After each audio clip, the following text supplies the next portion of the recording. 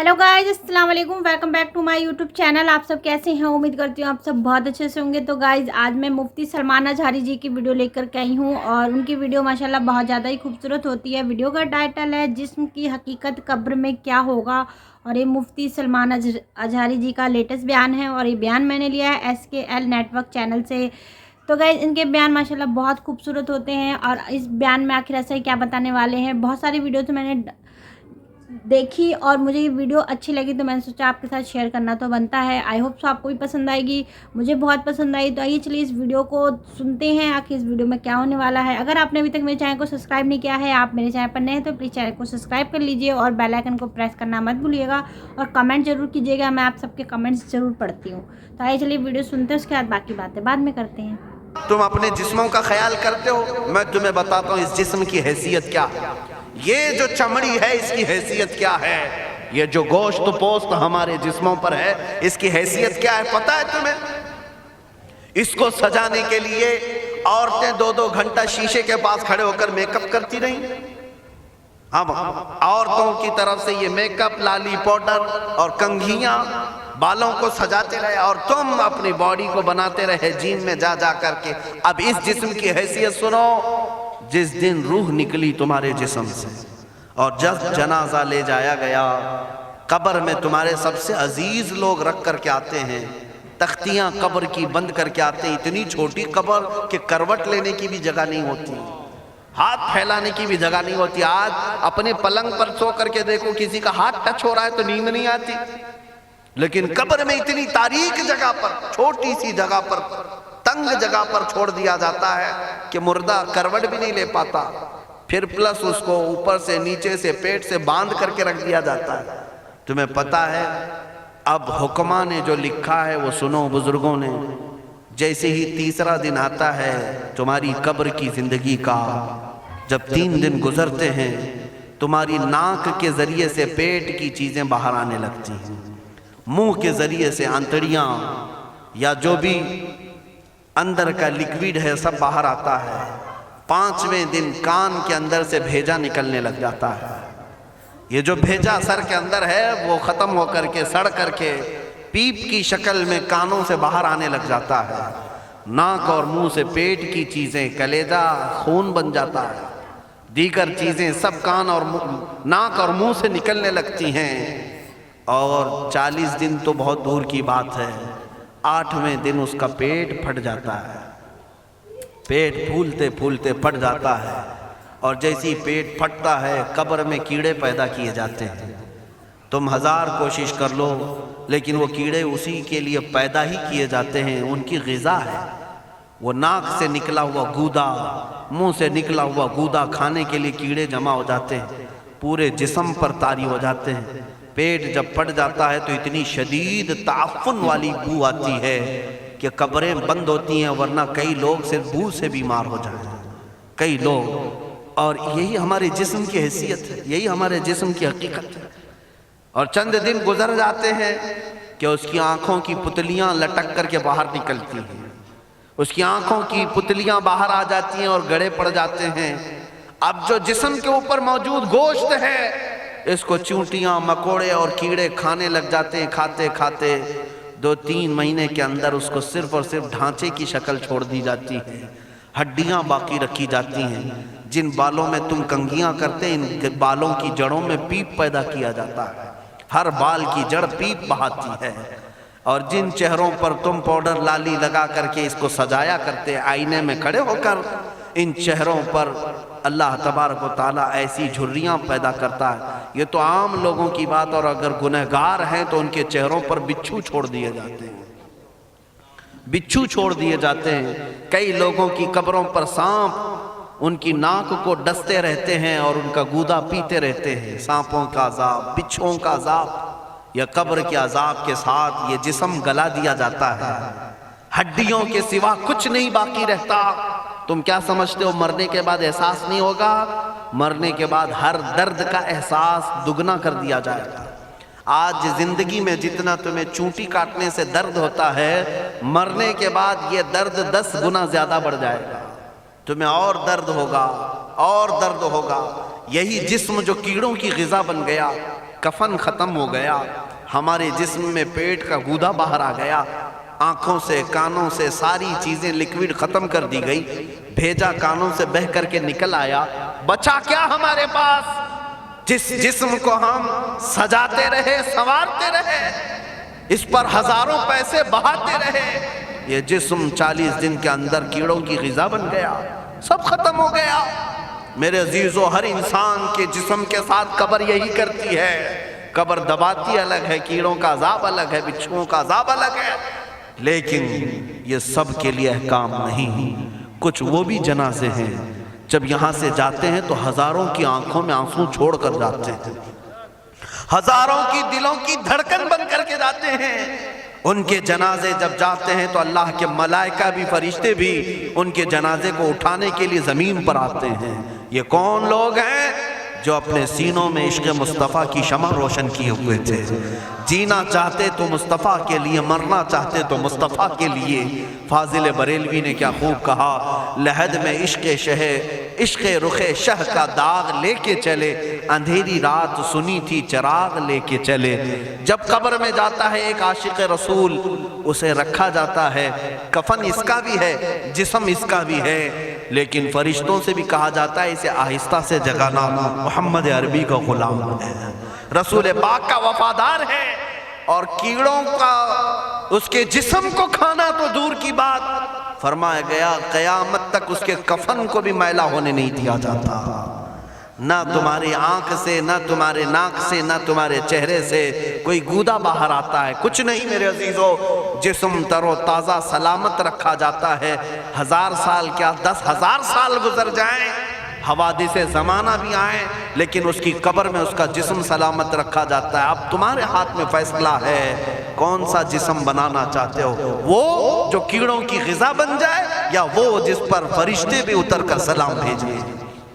میں نے خود میرے مرشد گرامی کے جنازے میں حاضری تھی، حضور تاج الشریعہ بدر الطریقہ رحمت اللہ تعالی علیہ، جس مرد قلندر نے اپنی پوری زندگی عشق مصطفیٰ میں گزاری۔ آج تم نعرے لگاتے ہو تاج الشریعہ تاج الشریعہ، ان کے شب و روز دیکھے تھے کبھی؟ ان کی صبح اور شامیں دیکھی تھی کبھی؟ بہت پیر ہوں گے جو باہر پیر ہوں گے، اندر پیر ہوں گے، لیکن تاج الشریعہ کو میں نے اندر بھی دیکھا ہے، باہر بھی دیکھا ہے۔ آنکھیں بند بھی ہوتی، آنکھوں سے اگر کوئی چیز نظر بھی نہیں آ رہی ہوتی، تب بھی اتنا خیال ہوتا کہ کہیں سطر تو نہ کھل گیا ہو، کہیں پائجامہ اوپر تو نہیں ہو گیا ہو۔ سونے کے حالت کی بات کر رہا ہوں، کوئی نہ ہو تب بھی یہ خیال باقی رہتا۔ کون سا ایسا دن گزرتا جب وہ دلائل الخیرات نہیں پڑھ رہے ہوتے، قصیدہ بردہ شریف نہ پڑھ رہے ہوتے، ہزاروں سفر کی مصروفیات کے باوجود حضور پاک کی محبت کے نغمات میں کوئی کمی نہیں آئی۔ لیکن میں آج آپ کو ایک بات بتا دوں، جب انتقال ہوا وہ جمعہ کی شام تھی، اور ہمارے مردوں کو 6 گھنٹے 10 گھنٹے میں ہم کو قبرستان سپرد کرنا پڑتا، 12 گھنٹے رکھ دیں تب بھی فریج منگوانا پڑ جاتا ہے، اس کے بعد قبرستان کے حوالے کر دیں۔ میرے مرشد گرامی کے انتقال کے بعد 48 گھنٹے رکھے گئے تھے، 48 گھنٹے رکھے گئے، اور اس کے بعد جنازہ پاک کو غسل دے کر لایا گیا۔ یہ فقیر قادری جنازے کی گاڑی میں شریک رہا، حضرت کے قدم پکڑ کر کے میں قبر تک رہا۔ میں آپ کو صرف اس لیے یہ بات عرض کر رہا ہوں کہ جب گاڑی جنازے کی چلتی تھی، میں نے زندگی میں بھی حضرت کے ہاتھ پکڑ کر کے ادھر ادھر چلائے۔ حضرت کے ساتھ جب جانا ہوتا تو بازوؤں کو ہم تھامے ہوتے، ہم کیا چلاتے، ہمیں وہ خود چلا رہے ہوتے، لیکن یہ ہم برکت کے لیے پکڑے ہوتے۔ جو نرم و ملائم جسم تھا، میں نے وفات کے بعد جنازے میں کھڑا ہو کر کے دیکھا، قدموں کو پکڑ کر، نہ نرمی میں کمی آئی، نہ ملائم ہونے میں کوئی کمی تھی۔ اور جب گاڑی آگے چلتی تھی،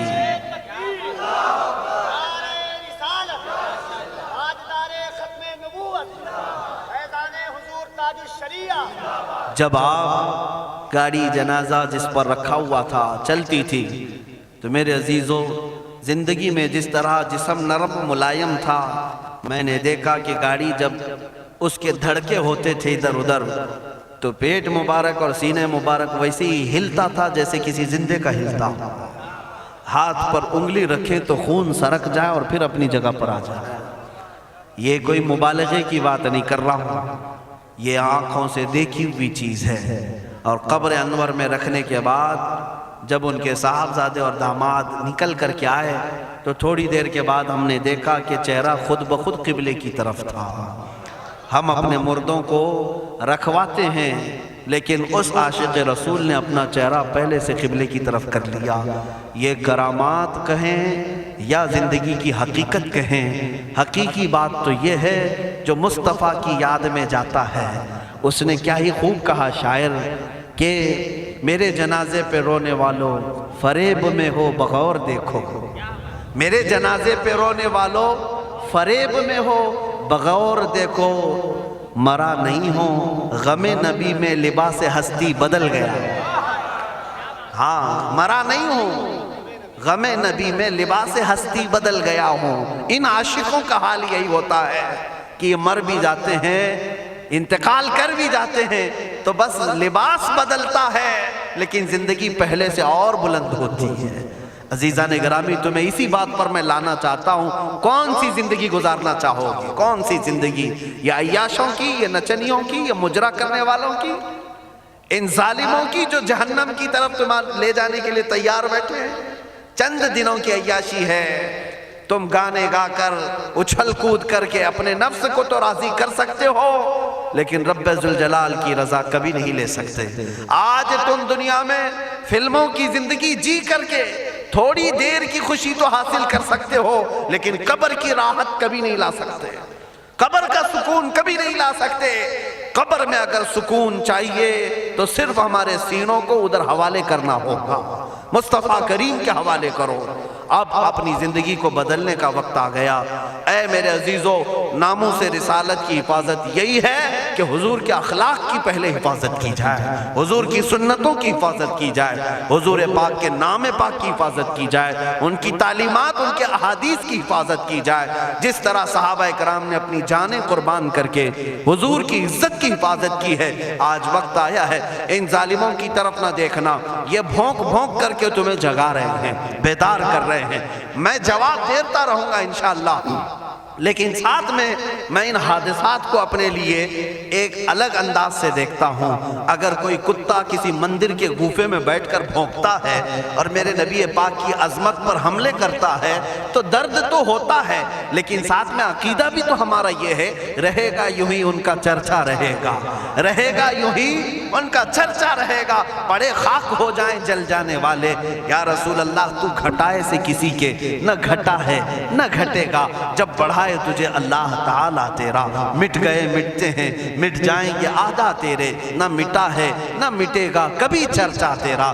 یہ کتے کتاب لکھ کر کے کہتے ہیں محمد عربی کا چرتر، ان کے اخلاق، ان کے کردار برے تھے، اور ایسی کوئی چیز نہیں ہے اسلام میں جس سے امپریس ہو کر اسلام قبول کیا جانا چاہیے۔ محمد صلی اللہ علیہ وسلم کے نام کو اسلام سے ہٹا دینا چاہیے۔ ان ظالموں کو میں جواب دینا چاہتا ہوں، اے مسلمانوں، یہ تمہیں جگانے کے لیے آ رہے ہیں، یہ تمہیں بیدار کرنا چاہ رہے ہیں۔ اب اٹھو اور یہ بتاؤ تم کہاں کہاں سے میرے نبی کو مٹاؤ گے، کہاں کہاں سے؟ ارے ہمارے گھروں میں بچوں کی ولادت بھی ہوتی ہے، کان میں اگر ہم اللہ کا نام لیتے ہیں تو ساتھ میں محمد کا بھی نام ہے۔ ہمارے بچے جس دن اس دنیا میں آتے ہیں اذان ان کے کانوں میں دی جاتی ہے تو اللہ کے نام کے ساتھ محمد کا نام بھی آتا ہی ہے۔ ہماری اذانیں، ہمارے نماز کو بلانے والی آوازیں، تم کیا مٹا پاؤ گے محمد عربی کے نام کو؟ یہ ہزاروں نہیں کروڑوں اذانیں بار بار دن میں دے دے کر کے یہ بتاتی ہیں کہ تم واللہ محمد عربی صلی اللہ علیہ وسلم کا ذکر تم کبھی الگ نہیں کر سکو گے۔ ذکر خدا جو ان سے جدا چاہو نجدی ہو، واللہ ذکر حق نہیں گنجی سقر کی ہے۔ حضور پاک کا نام کہاں سے ہٹاؤ گے؟ اذانوں سے ہٹاؤ گے، اقامت سے ہٹاؤ گے، نمازوں سے ہٹاؤ گے؟ بلکہ اقبال نے کیا ہی خوب کہا تھا، دشت میں دامن کوہسار میں میدان میں ہے۔ کہاں ہے یہ نام؟ دشت میں دامن کوہسار میں میدان میں محمد ہے، بحر میں موج کی آغوش میں طوفان میں محمد ہے، چین کے شہر مراکش کے بیابان میں محمد ہے، اور پوشیدہ ہر مسلمان کے ایمان میں محمد ہے۔ میں نے یہ تبدیل کر کے اسی لیے پڑھا ہے کہ ہر جگہ محمد ہے. رسول پاک صلی اللہ علیہ وسلم کو تم کہاں سے ہٹاؤ گے؟ ہمارے کروڑوں کی زندگیاں اس نام پاک پر قربان، اس نام پاک پر قربان. ان ظالموں کو یہ بات بتا دینا، اس نام پاک پر اللہ نے نقطہ تک نہیں رکھا ہے. محمد عربی صلی اللہ علیہ وسلم کے نام پاک پر نقطہ تک نہیں آئے تو بہت دور کی بات ہے. اور مٹانے کی بات کرتے ہو، مٹانے کے لیے تم اس کا ایک لفظ تک نہیں مٹا پاؤ گے. محمد عربی اس عظیم ہستی کا نام ہے جس کی جڑیں تحت الثری میں ہیں، جس کی شاخیں اوج ثریا پر ہیں. حضور پاک صلی اللہ علیہ وسلم کو اللہ نے رفعنا لک ذکرک کہہ کر کے بلند فرما دیا ہے. کسی کے گھٹانے سے حضور کا نام کبھی نہیں گھٹے گا. میں عظمت مصطفیٰ کے لیے بارگاہ اعلیٰ حضرت کی کا سہارا لیتے ہوئے مسلمانوں تم سے یہ بات کہنا چاہوں گا، بتلا دو گستاخ نبی کو غیرت سنی زندہ ہے. ان کے نام پہ مر مٹنے کا جذبہ کل بھی تھا اور آج بھی ہے. تم بھوکتے رہو میرے نبی کی شان پر اور ہم سنی کہتے رہیں گے سب سے اعلیٰ و اولا محمد ہے، سب سے اولا و اعلیٰ محمد ہے، سب سے بالا و والا محمد ہے. دونوں عالم کا دولہا محمد ہے، اپنے مولا کا پیارا محمد ہے. بجھ گئی جس کے آگے سبھی مشعلیں، شمع وہ لے کر آیا محمد ہے. خلق سے اولیاء، اولیاء سے رسول اور رسولوں سے اعلیٰ محمد ہے. ملک کونین میں انبیاء تاجدار، تاجداروں کا آقا محمد ہے. جس کے تلووں کا دھون ہے آب حیات ہے، وہ جانے مسیحا محمد ہے. سب چمک والے اجلوں میں چمکا کیے، اندھے شیشوں میں چمکا محمد ہے. سارے اونچوں سے اونچا سمجھیے جسے ہے، اس اونچے سے اونچا محمد ہے. سارے اچھوں سے اچھا سمجھیے جسے ہے، اس اچھے سے اچھا محمد ہے. غم زدوں کو مزدہ دیجئے کہ ہے، بے قصوں کا سہارا محمد ہے. میں مانتا ہوں اے عقل والو میرا محمد خدا نہیں ہے، مگر دلوں میں یہ نقش کر لو کہ وہ خدا سے جدا نہیں ہے. کہیں پر تم الگ نہیں کر سکو گے. محمد صلی اللہ تعالیٰ علیہ وسلم کے نام پاک کو اللہ تعالیٰ نے ہر جگہ رقم فرمایا ہے. جنت کے دروازوں پر، عرش و کرسی، لوح و قلم پر، آسمانوں کے ہر دروازے پر محمد عربی کا نام رقم ہے.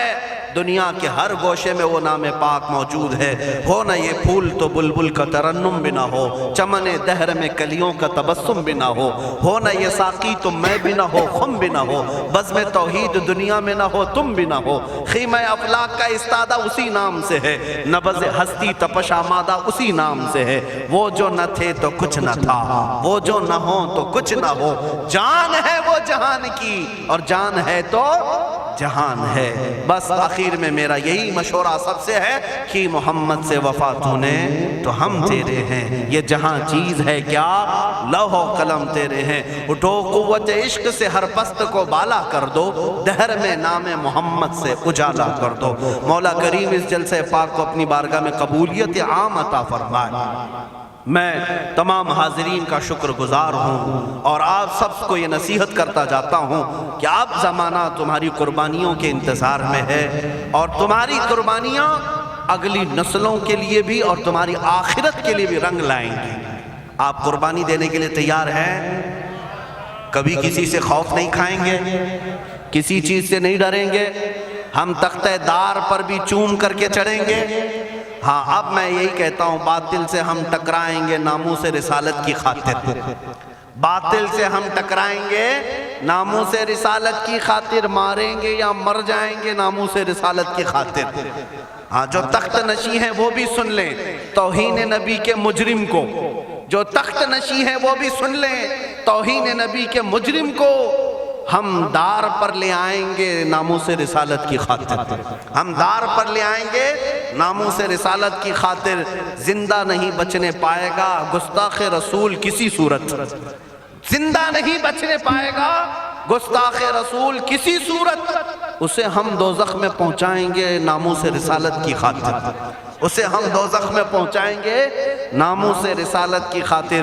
توہین رسالت ہوگی تو شمع نبوت کے پروانے، तौहीन रिसालत होगी तो शम्मे नबूवत के परवाने तागूतों से टकराएंगे नामूस रिसालत की खातिर, तागूतों से टकराएंगे नामूस रिसालत की खातिर। आखिरी शेर उसका ये है, जो शख्स करेगा हमदर्दी, समझ करके चले, जो शख्स करेगा हमदर्दी बेअदबी करने वालों से, इन जालिमों से जिसे भी हमदर्दी है ना, जो सुलह कुल्ली है, हमारी जमात के मुनाफिकीन हैं, गद्दार हैं, जो नाम मुसलमान रखे हों, पगड़ी दाढ़ी सब रखे हों और इन जालिमों की गोद में जाकर बैठते हों, उनसे मैं कह रहा हूं, जो शख्स भी रखेगा हमदर्दी बेअदबी करने वालों से, हम उससे भी कर्जा चुकाएंगे नामूस रिसालत की खातिर, हम उससे भी कर्जा चुकाएंगे नामूस रिसालत की खातिर। देखना अब ये उम्मत मुस्तफ़ा के शेर बेदार होने लगे हैं। जिस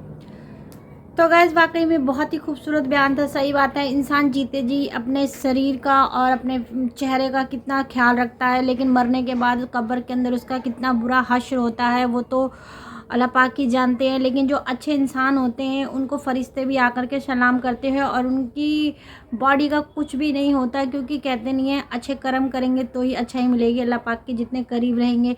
वाकई में बयान बहुत ज़्यादा खूबसूरत है और सबसे बड़ी बात मैं यही कहूँगी कि अच्छाई करते रहिए, गुनाहों के रास्ते पर मत चलिए। और आपको कैसा लगा कमेंट बॉक्स में ज़रूर बताइएगा। अगर आपको वीडियो पसंद आई हो तो प्लीज़ चैनल को सब्सक्राइब कर दीजिए, लाइक कीजिए, कमेंट कीजिएगा, शेयर कीजिएगा।